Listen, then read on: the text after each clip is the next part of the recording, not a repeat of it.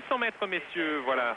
Avec là aussi, on attend beaucoup de choses de cette course, puisque on va retrouver Vebjorn Rodal, le champion olympique, mais aussi Wilson Kipketer, qui pourra essayer de réussir un gros coup dans ce 800 mètres. Et juste avant que le 800 ne démarre, eh bien, on va avoir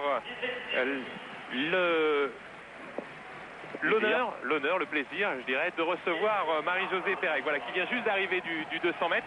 Alors là, on voit le 800 mètres. Marie-Jo, dans le 200 mètres, les courses se sont enchaînées après les Jeux Olympiques, avec la course de Monaco qui a été quand même un 400 difficile. Là, ici, le fait de réussir dans ce 200 mètres un bon départ, après c'était un petit peu dur de résister. Mais en fait, je pense que je suis en train de payer tous les efforts que j'ai fournis au jeu. Ensuite, j'ai été à Monaco, j'ai fait l'une des meilleures perfs. Je crois que c'était l'un des meetings le plus rapide depuis au moins 10 ans. Personne ne l'a dit. En fait, je suis fatiguée. Puis c'était une course rapide, 22,08. En fait, c'est au niveau de ma meilleure perf cette année, voilà. Oui, donc de ce point de vue-là, il n'y a rien à dire. Parce que maintenant, bon, les meetings vont encore s'enchaîner. Il faut pouvoir gérer tout ça entre les voyages et le décalage horaire qu'il a fallu récupérer, la course de Monaco qui a été, on l'a dit, dure. Ensuite, il y a une toute petite difficulté à récupérer après le 400 mètres. Tout ça, il faut pouvoir le gérer correctement. C'est vrai que c'est assez dur, mais bon, il me reste encore quelques courses. Je dois aller à Cologne pour un 400 mètres. Après, il y a Bruxelles, il y a Berlin, il y en a encore plein d'autres et j'ai envie de les faire. Donc en fait, il faudrait que je me repose. Repos, avec un tout petit peu d'entraînement ou repos uniquement? Un petit peu d'entraînement, mais pas grand-chose en tout cas. Quelque chose de très léger. Hein. Très léger. Bruxelles et Berlin aussi? Oui, c'est ça. Bruxelles, oui. sur quelle distance? Sur 400. Sur 400? Donc ça va être très dur. Oui. On se retrouvera là-bas. Tu restes avec nous pendant qu'on regarde le 800 mètres. On regarde ce 800 qui va être certainement une course record. Car en effet, Wilson Kipketer, le Danois, a fait une course extraordinaire déjà samedi à Monaco. Une 42,60. Oui, c'était assez impressionnant la course de Wilson Kipketer. Là, ici, il faudra qu'il aille beaucoup plus vite. Il avait couru en 1,42,51 à Oslo. Lui aussi porte un dossard doré, vous l'avez vu. Et Wilson Kipketer aura affaire à Vebjorn Rodal, le champion olympique en titre, qui est juste à côté de lui. De même que le Sud-Africain Sepeng, qui sera au couloir 2 au départ, qui avait terminé juste derrière Rodalp sur les Jeux. Tous ces coureurs ont fait moins d'une 43 cette saison.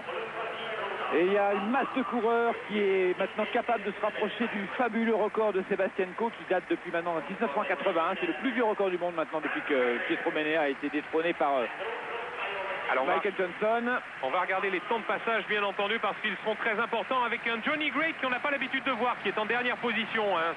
C'est qu'il n'est pas bien du tout. Hein. C'est une course bien plus relevée que la finale des Jeux, puisque les 8 premiers sont là, donc les 8 qui étaient en finale, plus 4 autres coureurs, en particulier Kipketer,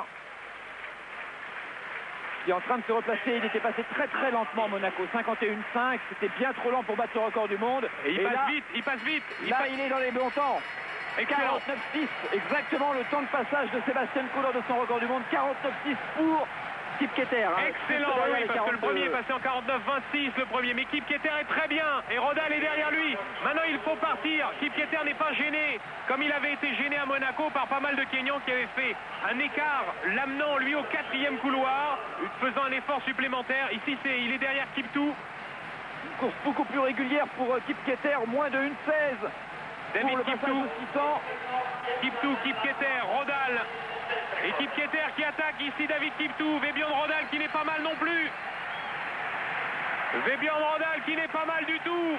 Ça va très vite et Wilson Kipketer se détache. Maintenant, il va remporter les 800 mètres. Oh oui. Attention au record du monde. Non, de peu. Ah là, quel dommage, de peu. Quel dommage. Ah là là, Kipketer qui peut-être à chaque fois hésite un petit peu à partir trop tôt. Là, cette fois-ci, il s'est bien placé. C'est la première fois qu'il se place aussi bien dans une course. Et il n'est pas content du tout, Wilson Kipketer, car il vient de manquer un nouvel exploit. Mais quelle régularité sous les 1,43, 1,42,51, 1,42,60, 1,42,62. C'est assez impressionnant ce qu'a fait Wilson Kipketer cette saison, sans être allé aux Jeux Olympiques. Lui qui est resté à la maison. On le redit encore une fois, Kipketer qui a demandé la nationalité danoise depuis maintenant 5 ans. Il faut vivre au moins 7 ans dans le pays pour l'obtenir. Et les Danois qui lui ont refusé cette nationalité pour l'instant, qui ne veulent pas lui donner tant qu'il n'a pas fait 7 ans dans le pays. Donc les Kenyans qui ne peuvent pas le laisser partir parce qu'il est toujours Kenyan, il a toujours un passeport Kenyan. Et lui, il veut plus être Kenyan. En tout cas, superbe victoire encore une fois pour Wilson Kipketer. Alors, il se rapproche petit à petit du record du monde de Sébastien Coe. Oui, et pendant que Kipketer savoure sa victoire, et on aura certainement l'occasion de le revoir tout au long, lui aussi, des meetings qu'on va couvrir sur Canal+, que vous allez voir. On reverra également Patricia Djaté-Taillard qui nous a rejoint. Patricia, bonsoir, merci d'être avec nous. Le 800 de Kipketer, ça t'inspire quoi là tout de suite là? Tu as vu cette course? J'ai pas pu voir la course, que je reviens tout juste du contrôle antidopage. Donc là, je sais pas du tout. Quand j'ai entendu Sébastien Coe, comme ça, je me suis dit, mince, il y a eu un record du monde. Et non, bon, ben, pour la prochaine fois. Oui, il est quand même à chaque fois très très proche de le faire, mais il part peut-être pas assez tôt dans ses courses. Je pense qu'il en garde un peu trop sous la chaussure, effectivement. Il faudrait qu'il essaye de passer en 49 au premier 400. Là, il est passé en 49.6. Ouais, bah non, il a tenté donc. Hein. Alors, je sais pas, mais la clé, ça se fait pas comme ça en une seule course. Hein, il faut en faire. Et là, c'est la première fois l'une des premières fois où il passe assez vite. D'habitude, c'est un garçon qui gère très bien ces 200-400 mètres en faisant 51 et 51, ce qu'il gère très très fort. Donc, ce n'est que partie remise. Alors maintenant, on va parler un petit peu de ta course tout à l'heure. On regrette tous, franchement, que la course ait été tactique au jeu. On va oublier tout ça. Hein. Quand on parle de course tactique, c'est pas quelque chose qui te sourit toujours. Non, moi, ça me va pas trop. Mais bon, il faut savoir s'adapter.